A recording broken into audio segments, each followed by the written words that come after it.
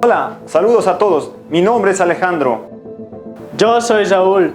Y yo soy Doque. Y hoy veremos algo de eclesiología. Y la eclesiología es el estudio de la esencia de la iglesia. Viene de la palabra griega eclesia, que significa asamblea o etimológicamente llamada afuera. En el Antiguo Testamento era usado para referirse a las diferentes reuniones que hacía el pueblo de Israel por cuestiones sociales, o por otro lado, para estudiar la ley en las sinagogas. En el Nuevo Testamento empezó a utilizarse para denominar al conjunto de creyentes que se reunían para seguir las enseñanzas de Jesucristo. La eclesiología actualmente estudia el propósito, la historia, la naturaleza y las funciones prácticas de la iglesia, sujetándose al texto bíblico. En el presente video profundizaremos sobre las imágenes o metáforas que están en la Biblia sobre la iglesia.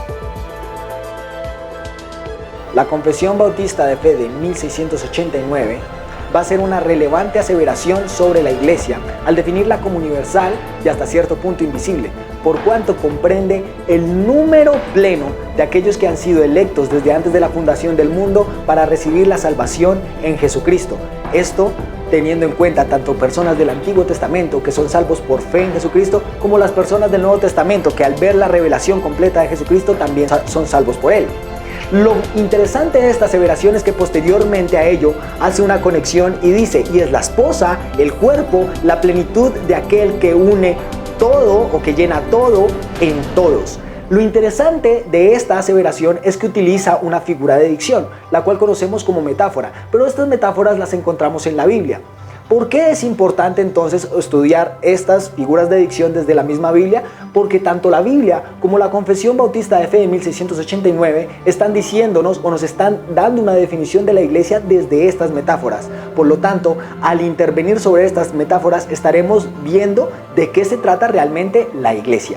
La escritura y modos de expresarse de los judíos tenían diferentes formas de hacer que el relieve de las palabras aumentase o que una expresión fuese fortalecida, dejando el uso común del lenguaje y usando los vocablos de manera diferente. Tales usos del lenguaje han caído en desuso y se les denominan figuras de dicción. Por tanto, la metáfora es una de estas figuras, del cual se entiende que se transfiere el significado de una cosa a otra, en este caso la iglesia, o sea, a lo que sería la esposa, el cuerpo, el edificio, por cierta analogía que existe entre ambas, apelando al sentimiento e imaginación del lector sin que esto lleve a abusar de la interpretación ni genere sentimentalismo. Un ejemplo de la metáfora lo podemos ver en el Salmo 23, donde dice: Jehová es mi pastor, nada me faltará. Allí podemos ver a un Dios cuidador y protector de su pueblo, de la misma manera que un pastor cuida de sus ovejas. Hay muchas metáforas de la iglesia en la Biblia, de las cuales podemos mencionar el rebaño, la familia o los embajadores. Sin embargo, nosotros en este estudio vamos a profundizar en los más comunes que se muestran en la Biblia.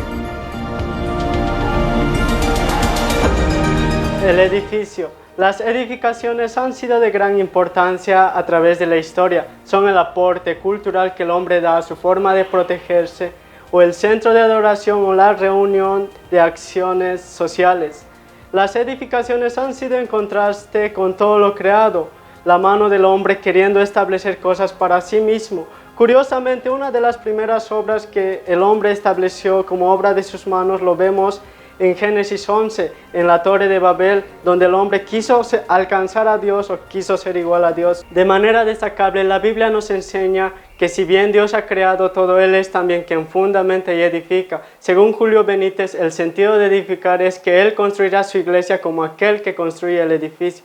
La iglesia fue edificada por medio de los apóstoles, quienes testificaron por medio del Espíritu Santo, quien los guió. En Efesios 2:20, el apóstol Pablo dice que Cristo es la piedra angular, si bien esta era la piedra que definía todo el edificio.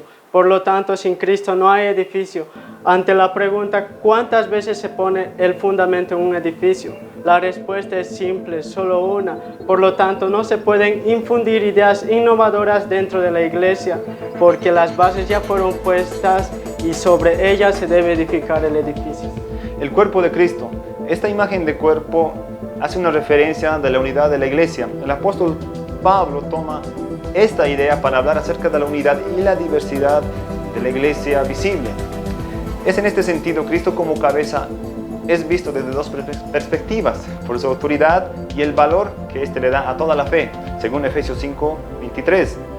De la misma manera, Efesios 1:22 dice que todo está puesto bajo sus pies y lo ha puesto sobre la iglesia como cabeza, demostrando así una vez más la palabra que Cristo es la cabeza de todo.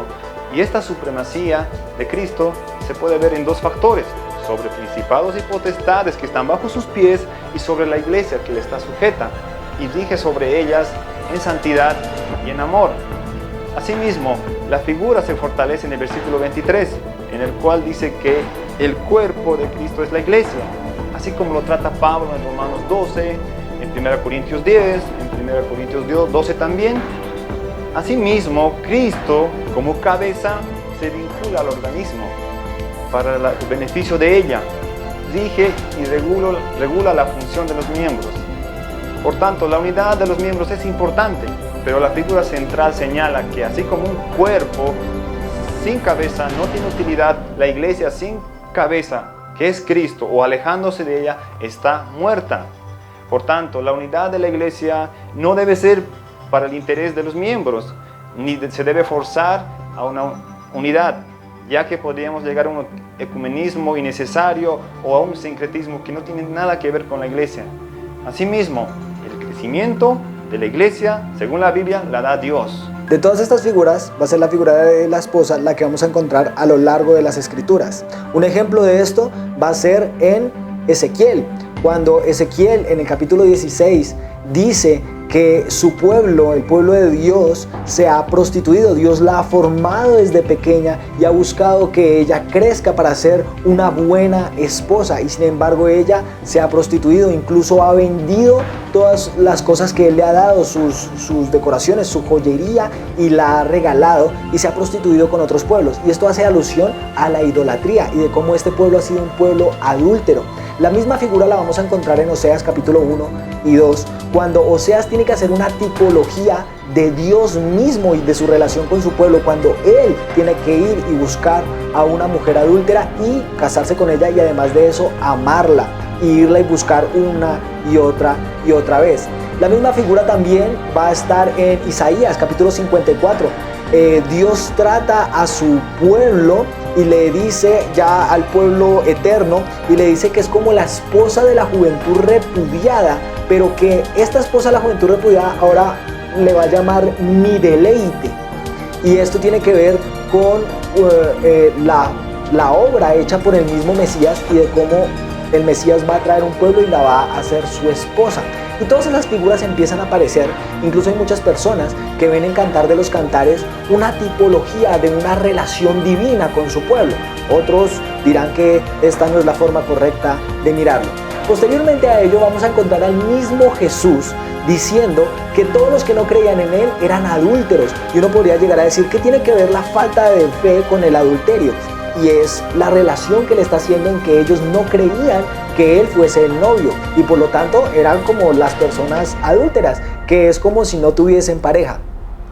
Y posterior a ellos, los escritores bíblicos, más que todo en las cartas de Pablo, vamos a encontrar como muchas veces se va a referir a la iglesia como la esposa de Cristo. Y en la primera instancia podríamos llegar a decir, Él quiere decirle a los matrimonios cómo deben ser, y por lo tanto hace una distinción con Jesús como si Él fuese el esposo. Y eso es lo que vamos a encontrar efectivamente en Efesios, cuando dice Jesús es la cabeza y por lo tanto tú tienes que entregar la vida por tu mujer así como Él la entregó por su iglesia. Sin embargo, lo que vamos a encontrar aquí es una hermosa imagen de una metáfora que funciona hacia los dos lados. De la primera manera, uno lo que podría llegar a distinguir es que debemos ser como Cristo para ser buenos esposos, y las esposas deben llegar a ser como esa iglesia ideal para ser fieles y buenas esposas. Pero no funciona así. En Efesios capítulo 5 nos vamos a encontrar con una parte donde dice, y este misterio yo digo acerca de Cristo y de la iglesia. Y él estaba hablando del matrimonio. Y lo que quiere llegar a decir es que cuando Dios creó el matrimonio, cuando Dios fundamentó la figura del matrimonio, en realidad estaba tratando de crear una imagen para que nosotros viésemos cómo debía ser nuestra relación con Él. Una relación de pueblo que está buscando ser fiel a su esposo con el cual se piensa casar. Es un compromiso eterno desde el principio y hasta el final de los tiempos. Hay muchas conclusiones a las cuales podríamos llegar en un tema tan extenso. Sin embargo, vamos a nombrar las siguientes. La primera de ellas es que es efectiva la labor de las figuras de dicción en la Biblia, cuando quiere de alguna u otra manera llevarnos a un panorama más trascendente y tan transversal como en el caso de la esposa, que atraviesa toda la Biblia y nos da un panorama fuerte, extenso, que nos llena de un lenguaje rico. La segunda es que efectivamente la iglesia no debe buscar tanto las funciones dentro de estas metáforas como si su identidad en Cristo. Sin Cristo la iglesia no es, puesto que sin Cristo la iglesia no tiene fundamento, no tiene cabeza, no tiene una nación a la cual hace parte cuando miramos cuestiones como la embajada, y no tiene una figura prometida para el final de los tiempos como cuando vemos la cuestión de la esposa. Y es por esto que debemos estudiar más a profundidad lo que es la iglesia y sus metáforas.